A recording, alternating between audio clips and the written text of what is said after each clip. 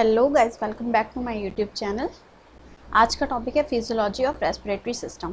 Physiology means हम function पढ़ेंगे respiratory system के। हमारा जो सांस लेने का सिस्टम है उसके जो ऑर्गन्स हैं, अंग हैं, वो किस तरह से काम करते हैं, आज हम उनको देखेंगे। आइए स्टार्ट करते हैं। फर्स्ट है आपका functions of nose. First point है filtering and cleaning. Hairs at the anterior nares trap larger particles. Smaller particles such as dust and bacteria settle and adhere to the mucus. क्या होता है इसमें, हमारे जो नॉस्ट्रल्स होते हैं उनमें आपने नोट किया होगा कि छोटे छोटे बाल, छोटे छोटे हेयर प्रेजेंट होते हैं। तो उसमें जो है जो लार्ज पार्टिकल्स होते हैं, बड़े पार्टिकल्स जो होते हैं वो उसमें ट्रैप हो जाते हैं, फंस जाते हैं जब एयर हमारे अंदर जाती है, नाक से अंदर जाती है तब। और जो छोटे छोटे पार्टिकल्स होते हैं वो पार्टिकल्स जो है हमारी नाक से जो म्यूकस सीक्रेट होता है उस म्यूकस में चिपक जाते हैं। तो इससे क्या होता है, एयर जो है हमारी नाक से जाने वाली वो फिल्टर हो जाती है और क्लीन हो जाती है। सेकेंड पॉइंट है humidification. As air travels over the moist mucosa it becomes saturated with water vapour. Irritation of the nasal mucosa result in sneezing, a reflex action that forcibly expels an irritant. Humidification में क्या होता है, जैसे जैसे air हमारी नाक से आगे बढ़ती है, मॉइस्ट म्यूकोसा को जाती है, तब वो क्या करती है, वाटर वेपर लेती है, उससे वो सैचुरेटेड हो जाती है, नम हो जाती है। और हमारी जो नेज़ल म्यूकोसा है वो इरिटेंट्स के लिए इरिटेशन उसमें होती है। अगर कोई इरिटेंट्स है, कोई पार्टिकल्स वगैरह हैं, वो हमारी नाक में अगर एंटर हो गया है तो उसकी वजह से हमें क्या होगा, इरिटेशन होगी, जिसकी वजह से एक फोर्सिबली एक एक्शन जो है, रिफ्लेक्स एक्शन पैदा होगा, जिससे क्या होगा, जो वो इरिटेंट्स है वो बाहर निकल जाएगा और उसमें क्या होगा, हमें स्नीजिंग होगी, हमें छींक आती है इसमें। थर्ड है nose is the organ of sense. Smell detecting nerve are located in the root of the nose. Nose क्या है, हमारा सेंसरी ऑर्गन है जिसमें जो स्मेल होती है, जो सुगंध होती है, उसको पहचानने के लिए जो नर्व होती है वो हमारी प्रेजेंट होती है, हमारी नाक में वो मौजूद होती है।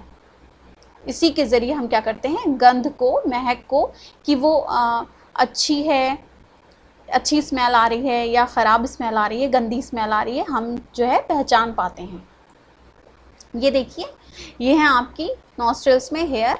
इन हेयर्स में जो है लार्ज पार्टिकल्स जो हैं वो ट्रैप हो जाते हैं, फंस जाते हैं, जिसके ज़रिए क्या होता है, जब यहाँ से एयर पास होती है तो वो क्लीन हो जाती है और फिल्टर हो जाती है। और बाकी के जो स्मॉल पार्टिकल्स होते हैं वो म्यूकोसा में, जो म्यूकस सीक्रेट होता है, वहाँ पर ट्रैप हो जाते हैं, वहाँ पर चिपक जाते हैं, वहाँ पर फंस जाते हैं। तो इस तरह से एयर फिल्टर होते हुए हमारे लंग्स को पहुँच जाती है। नेक्स्ट है आपका फेरिंग्स। फर्स्ट पॉइंट है passage way for food and air. Pharynx is involve in both digestive and respiratory system.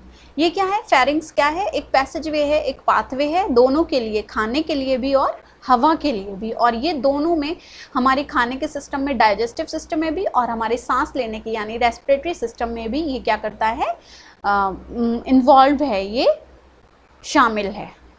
Air passes through the nasal and oral section and food through the oral and pharyngeal section. Air जो है वो कैसे पास होती है, oral section से और nasal section से, मतलब ओरल पार्ट जो है और नेजल पार्ट है हमारे नाक का, वहाँ से पास हो जाती है। और जो फूड होता है वो कहाँ से पास होता है, ओरल यानी हमारे मुंह से, और फेरेंजियल सेक्शन से, जो फेरिंग्स का जो ओरोफेरेंजियल सेक्शन है, ओरोफेरेंजियल जो पार्ट है वहाँ से पास होता है। सेकेंड है आपका warming and humidifying. The air is further warmed and moistured as it passes through the pharynx. क्या होता है, जो एयर होती है जैसे जैसे वो आगे बढ़ती है, फेरिंग्स तक आती है, तब वो फेरिंग्स भी एयर को वार्म करता है और मॉइस्ट करता है, नमी देता है। इससे जो एयर है वो आगे मॉइस्टेंड और नम होकर आगे बढ़ती है, वार्म होकर आगे बढ़ती है। थर्ड है आपका टेस्ट।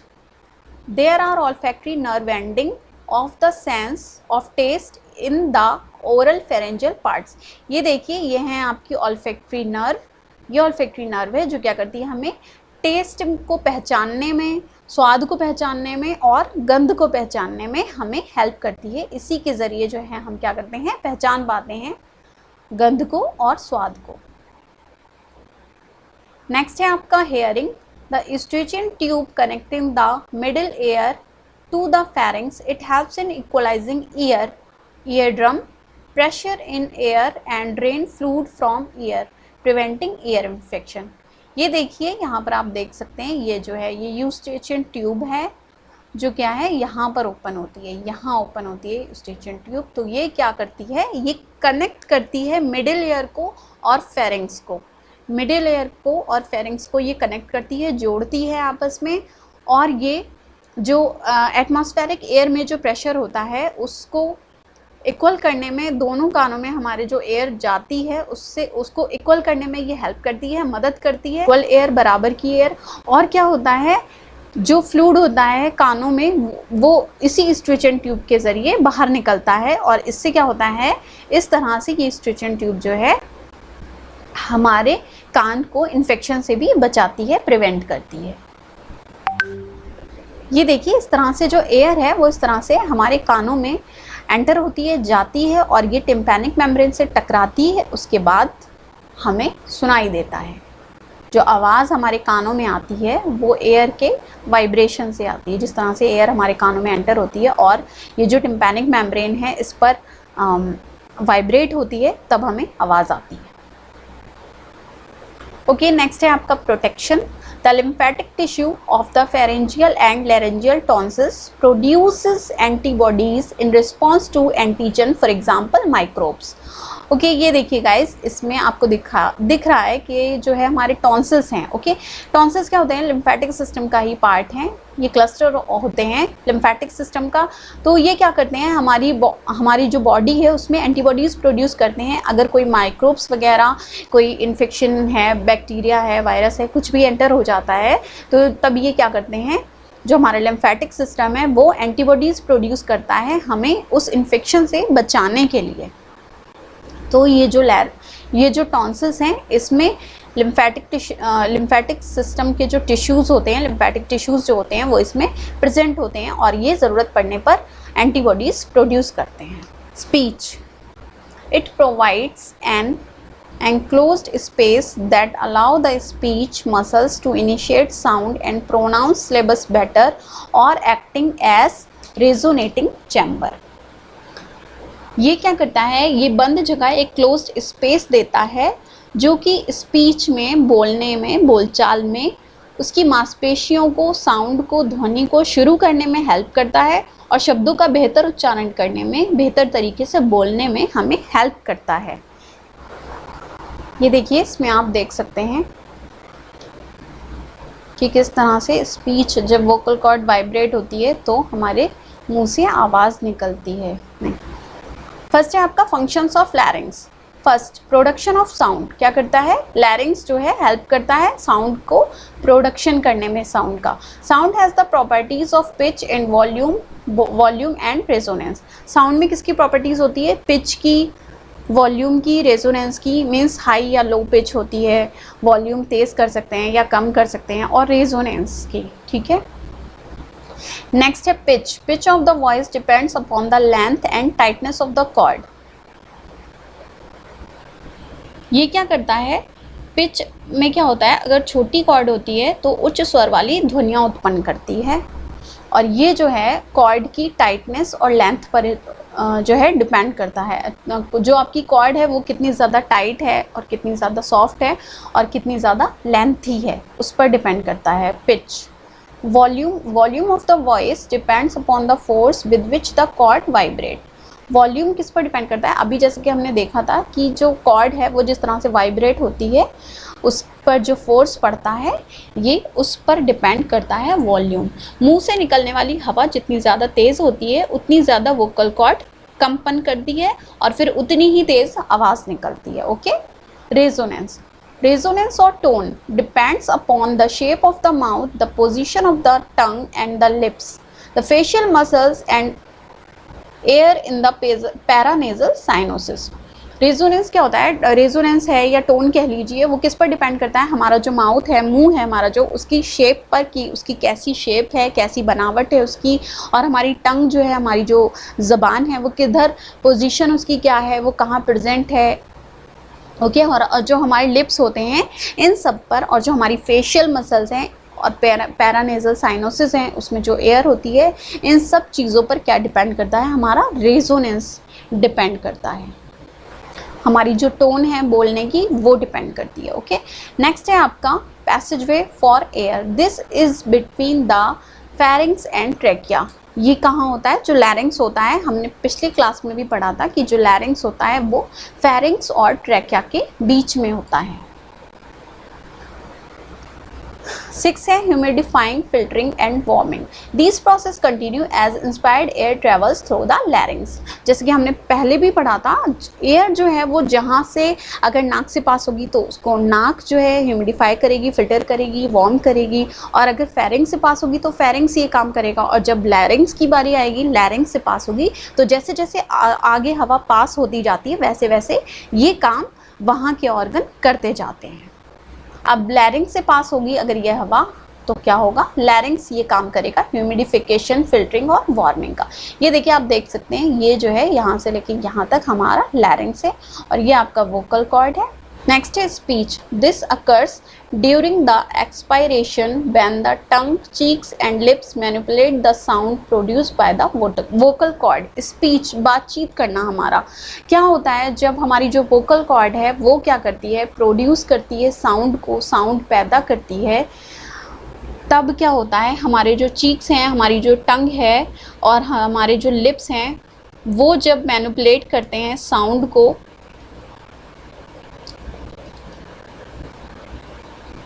मैनिपुलेट करते हैं, साउंड निकालते हैं, आवाज़ निकालते हैं, बोलते हैं, जब हम इन सब चीज़ों को यूज़ करके, इस्तेमाल करके, तब क्या होता है, हमारे मुंह से जो है आवाज़ निकलती है।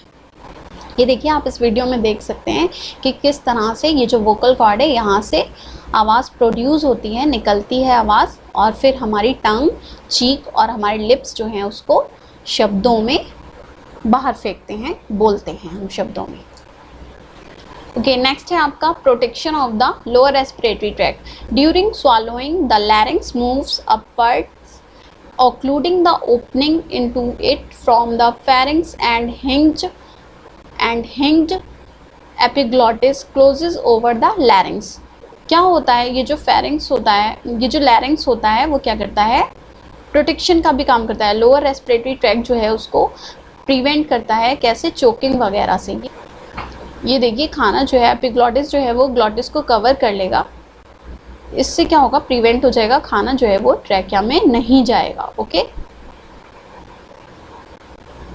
लुक, ये ग्लॉटिस यहाँ पर कवर हो गया, ओके। नेक्स्ट है आपका ट्रैकिया। फर्स्ट पॉइंट है warming, humidifying and filtering, provide a safe steady passageway for air to travel from the mouth और नोज टू द लंग्स। क्या करता है ट्रैकिया जो है, एक सेफ और स्टडी, मजबूत पैसेजवे, पाथवे, रास्ता जो है वो देता है एयर को, जो कि हमारी मुंह से और नाक से सीधे हमारे लंग्स को जाती है। ये जो है एक अच्छा पैसेजवे, पाथवे उनको प्रोवाइड कराता है। Mucociliary escalator, most particles that enter the airway are trapped in thin layer of mucus on the tracheal walls. Mucociliary escalator क्या होते हैं, बहुत सारे पार्टिकल्स जो होते हैं वो ट्रैकिया की वॉल्स पर, एक थिन लेयर होती है, उसमें क्या होता है, म्यूकस होता है, उसमें अंदर की जो लेयर होती है वो एक थिन होती है, पतली लेयर होती है, और उसमें म्यूकस होता है प्रेजेंट, वहाँ पर ये म्यूकोसिलियरी एस्केलेटर जो है वो वहाँ प्रेजेंट होते हैं। तो इससे क्या होता है, जो पार्टिकल्स होते हैं वो वहाँ चिपक जाते हैं, उनको वो जो पार्टिकल्स होते हैं वो वहाँ चिपक जाते हैं। These are then moved upward downward the mouth by cilia where they can be coughed up और swallowed। तो इससे क्या होता है, उसके बाद जो है सीलिया के ज़रिए वो पार्टिकल्स जो है वो ऊपर भेजे जाते हैं, जिससे कि हम चाहें कर्व्ड अप कर सकें, कफ करके उसको बाहर निकाल सकें खांसी करके, चाहें हम उसको निगल लें, स्वॉलो कर लें, ओके। थर्ड में क्या है, Cuff reflex. Nerve ending in the larynx, trachea and bronchi are sensitive to irritation, which generate nerve impulses conducted by the vagus nerve to the respiratory center. Cough reflex में क्या होता है, हमारा जो लैरिंग्स है, ट्रैकिया है, ब्रोंकाई है, ये सेंसिटिव होते हैं इरिटेशन के लिए। तो इसमें जो नर्व एंडिंग होती है, इसमें जो नर्व जाती है वो क्या करती है, जनरेट करती है नर्व इम्पल्सेस। ये वेगस नर्व जो है वो जनरेट इम्पल्सेस किसको पहुंचाती है, रेस्पिरेटरी सेंटर को पहुंचाती है, जिससे कि क्या होता है, हमें खांसी आ जाती है। Regulate the temperature and humidity of air passing into the lungs. क्या होता है, ये जो ट्रैकिया है वो हमें जो एयर होती है हमारी, जो एंटर होती है ट्रैकिया के थ्रू, नाक के थ्रू, फिर ट्रैकिया से लंग्स में जो एयर जाती है उसके टेम्परेचर को, उसकी ह्यूमिडिटी को ये क्या करता है, रेगुलेट करता है, मेंटेन करता है, और फिर वो एयर जो है वो लंग्स तक भेजता है। ये देखिए, इसमें हम देख सकते हैं कि ये जो हमारा ट्रैकिया है, ये ट्रैकिया आपका प्रेजेंट है। ट्रैकिया में जो है वो सिलेटेड कॉलमनर एपिथेलियम के म्यूकोसिलियरी एस्केलेटर प्रेजेंट है। ये हैं सिलेटेड सेल, ये हैं, और ये हैं गॉबलेट सेल्स, और ये पूरा इसका क्या है, सिलेटेड कॉलमनर एपिथेलियल की म्यूकोसिलियरी एस्केलेटर हैं, जहाँ पर जो है पार्टिकल्स जो हैं वो चिपक जाते हैं, और फिर ये हमें क्या करते हैं, या तो हम उसको कफ्ड आउट कर सकते हैं, खांसी करके बाहर निकाल सकते हैं, या फिर उसको निकल सकते हैं, स्वालो कर सकते हैं। नेक्स्ट है आपका लंग्स फंक्शन। फर्स्ट है control of air entry. Air entry को कंट्रोल करता है कि जितनी एयर ज़रूरी होती है हमारे लंग्स के लिए उतनी एयर जाती है उनमें, और जितनी एयर उसमें रहनी होती है उतनी रहती है, और बाकी बाहर निकल जाती है। सेकेंड पॉइंट है वार्मिंग एंड ह्यूमिडिफाइंग। बाकी की जो एयर होती है, जैसे कि हमारी नोज़ से जब एंटर होती है एयर, तो वो कुछ तो नोज़ कर देती है उसको वार्म और ह्यूमिडिफाइड, फिर बाकी का फेरिंग्स करता है, देन लैरिंग्स करता है, और बाकी बचा हुआ होता है वो ट्रैकिया कर देता है। लेकिन उसके बाद बारी आती है लंग्स की। लंग्स भी अपना काम करता है इस मामले में। थर्ड है आपका सपोर्ट एंड पोटेंसी। लंग्स क्या करते हैं, हमें सपोर्ट करते हैं और पोटेंसी प्रोवाइड करते हैं। ये हमें सांस लेने में बहुत ज़्यादा हेल्प करते हैं। पूरा काम जो है हमारा रेस्पिरेटरी सिस्टम का वो लंग्स ही देखते हैं, लंग्स ही करते हैं उनको। फोर्थ है आपका रिमूवल ऑफ पार्टिकुलेट मैटर। और क्या करते हैं, जो लंग्स होते हैं उनको वो क्या करते हैं, हमारा जो रिमूव करना होता है पार्टिकुलेट मैटर को, वो भी वही रिमूव करते हैं, क्योंकि गैसेस का जो एक्सचेंज होता है, बदलाव होता है, कार्बन डाइऑक्साइड का बाहर निकला और ऑक्सीजन का अंदर जाना, उसके ज़रिए क्या होता है, जो पार्टिकुलेट मैटर होता है वो उसको ये क्या करते हैं, रिमूव कर देते हैं, बाहर निकाल देते हैं। फिफ्थ है आपका कफ रिफ्लेक्स। ओके, जो हमारी मतलब हमें जो खांसी आती है, अभी लास्ट पॉइंट में हमने पढ़ा था कि खांसी जो है वो किस तरह से हमें आती है। रेस्पिरेटरी सेंटर में जो वेगस नर्व होती है वो क्या करती है, हेल्प करती है हमें खांसी करने में जो है वो हमें हेल्प करती है। 6 है आपका डिफेंस अगेंस्ट माइक्रोब्स। और क्या होता है, लंग्स जो है हमें प्रिवेंट करते हैं इन्फेक्शन से, बचाते हैं हमें इन्फेक्शन से, क्योंकि जो लिम्फेटिक सिस्टम है उसके थ्रू हम जो है माइक्रोब से और बैक्टीरिया से, वायरस से, इन सब से बच सकते हैं। ओके, ये देखिए गाइस, इसमें आप देख सकते हैं हम किस तरह से सांस लेते हैं, और हमारी जो एयर होती है वो किस तरह से हमारे लंग्स में जाती है, और वो किस तरह से इन्फ्लेट होते हैं और डिफ्लेट होते हैं। तो ये था हमारा रेस्पिरेटरी सिस्टम। लास्ट क्लास में हमने anatomy of the respiratory system देखा था, और ये हमने देखा है physiology of the respiratory system. Thank you.